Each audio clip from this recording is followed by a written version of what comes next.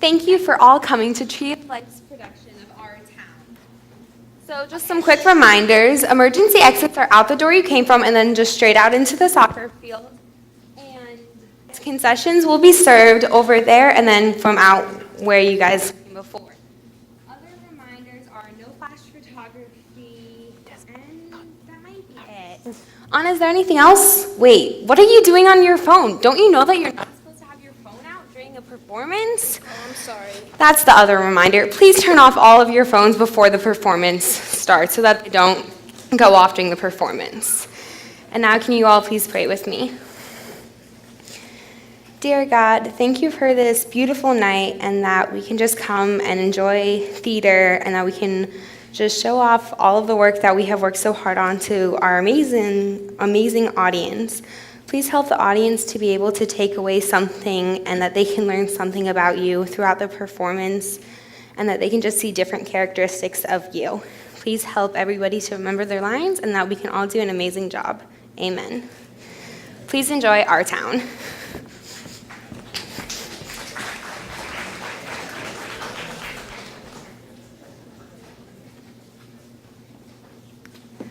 This play is called Our Town.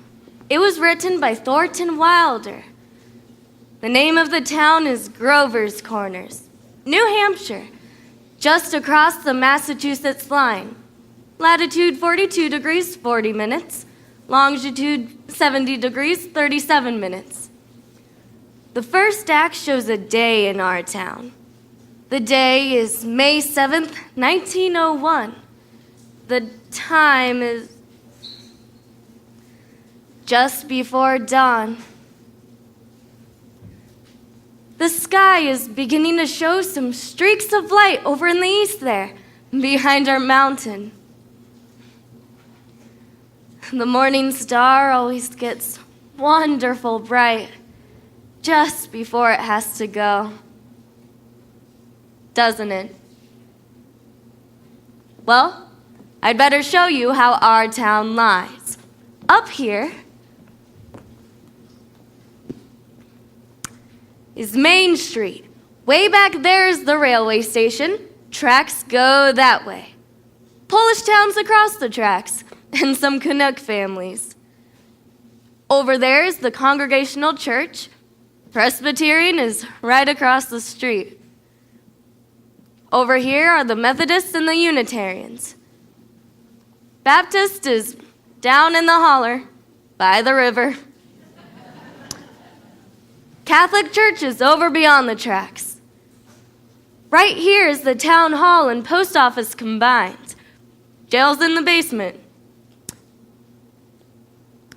Brian once made a speech from these very steps here. And along here is a row of stores, hitching posts and horse blocks in front. First automobile's gonna come along in about 5 years. Belonged to Banker Cartwright, our richest citizen. Lives in that big white house up on that hill. Here's the grocery store, and here's Mr. Morgan's drugstore. Most everybody in town manages to look into these two stores about once a day. Public school is over yonder. High school's still farther over. 9:15 mornings, noon times, and 3 o'clock afternoons, the whole town can hear the yelling and screaming from those schoolyards. And right here is the doctor's house, Doc Gibbs.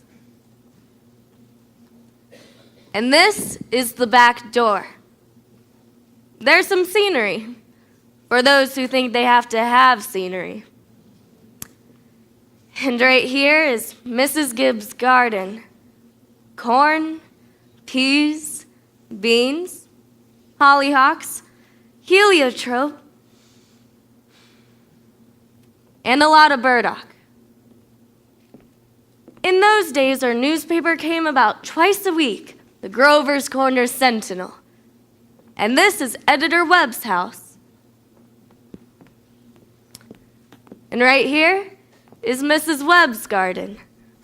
Just like Mrs. Gibbs, Only she's got a lot of sunflowers, too. And right here is a big butternut tree. Nice town. You know what I mean? Nobody very remarkable ever come out of it, as far as we know. The earliest tombstones in the cemetery up on that mountain say 1670 to 1680. They're Grovers and Cartwrights and Gibbses and Herseys. Same names as around here today. Well, as I said, it's about dawn. The only lights on in town are in a cottage over by the tracks, where Polish mothers just had twins. And in the Joe Crowell house, where Joe Jr.'s getting up to deliver the morning paper. And at the depot, where Shorty Hawkins is getting up to flag the 545 for Boston. Naturally, out in the country, all around there's been lights on for some time, what with the Milkins and so on. But town people sleep late. Well, a new day's begun. There's Doc Gibbs coming down Main Street now, coming back from that baby case. And there's Mrs. Gibbs coming downstairs to make breakfast. Doc Gibbs died in 1930. The new hospital's named after him. Mrs. Gibbs died first, long time ago, in fact. She went out to visit her daughter Rebecca, who had married an insurance man in Canton, Ohio, and died there, pneumonia. But her body was brought back here. She's up in that cemetery there now, in with a whole mess of Gibbses and Herseys. She was Julia Hersey before she married Doc Gibbs, in the Congregational Church right over there. In our town, we like to know the facts about everybody. There's Mrs. Webb coming downstairs to make her breakfast, too. There's Doc Gibbs. Got that call at 1:30 this morning. And there's Joe Crowell Jr. delivering Mr. Webb's Sentinel. Good morning, Doc Gibbs. Morning, Joe. Somebody been sick, Doc? No, just a pair of twins born over in Polish town. Would you like your paper now? Yes, I'll take it. Anything serious going on in the world since Wednesday? Yes, sir. My school teacher, Miss Hood's getting married to a fellow over in Concord. I declare. How do you boys feel about that? Well, it's none of my business, but personally, I feel that if a person starts out as a teacher, she ought to stay one. How's your knee, Joe? It's just fine. I hardly think about it at all.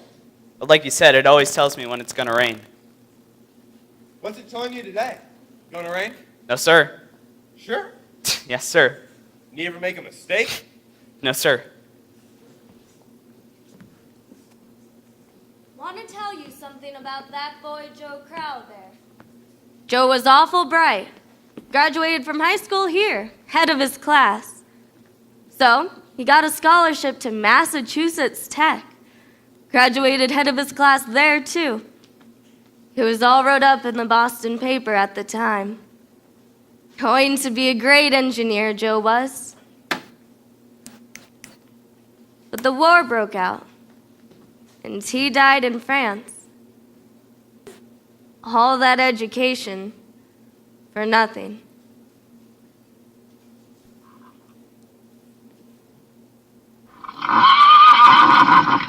Giddy up, Bessie. What's the matter with you today? Here comes Hattie Newsom delivering the milk. Morning, Doc. Morning, Hattie. Somebody sick? Pair of twins over to Mrs. Goroslowski's. Twins, eh? This town's getting bigger every year. Do you think it'll rain, Hattie? No. Fine day.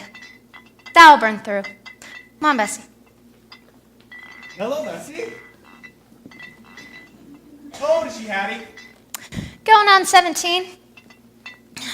Bessie's been all mixed up about the route ever since the Lockharts stopped taking their quart of milk every day. She wants to leave them just the same. Keeps calling me up the whole trip. Good morning, Hattie. Morning, Mrs. Gibbs. Doc's just coming down the street. Is he? Seems like you're late today. Yes, something went wrong with the separator. Don't know what it was. Doc? Howdy. Children! Children! It's time to get up! Come on, Bessie. George! Rebecca! Everything all right, Frank? Yes, I declare. Easy as kittens. Bacon will be ready in a minute. Sit down and drink your coffee. You can catch a couple hours sleep this morning, can't you? Mrs. Wentworth's coming at 11. I suppose I know what it's about, too. Her stomach ain't what it ought to be. All told, you won't get more than 3 hours sleep. Frank Gibbs, I don't know what's going to become of you. I do wish I could get you to go away someplace and take a rest. I think it would do you good. Children! Winifred! Emily, it's time to get up. I declare, you got to speak to George. It seems like something's come over him lately. He's no help to me at all. I can't even get him to cut me some wood. Is he sassy to you? No, he just